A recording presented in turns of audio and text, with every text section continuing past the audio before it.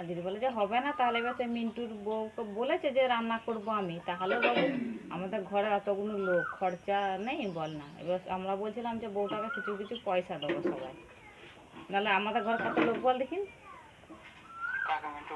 হ্যাঁ, এবার অত লোকের খরচা কোথায় পাবে বল না।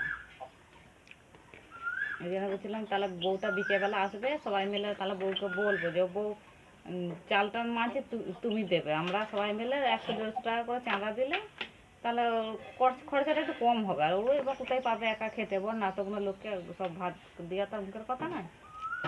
মানছি যে আমাদের আনতে নেই, তা বলে কি পয়সা দিতে নেই? অন্য কিছু না, এক তরকারি ভাত হলেও তো হবে, তাহলে তো খরচা আছে বল না। দিয়ে ওই জন্য আমরা তো জেঠির সঙ্গে কথা হচ্ছিলাম যে তাহলে বউকে বলবো যে বউ তাহলে তোমার কিছু পয়সা আমরা ধরে দিচ্ছি, তুমি কেনাকাটা করো।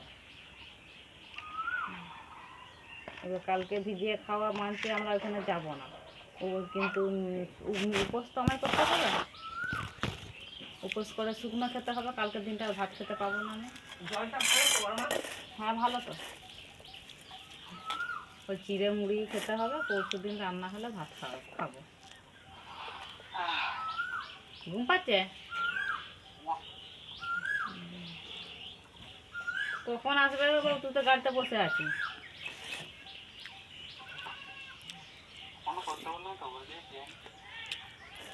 মানে ড্রাইভারের নাম্বার তোর কাছে নেই? কাকে ফোন করলে হবে তাহলে? তুই তো বলে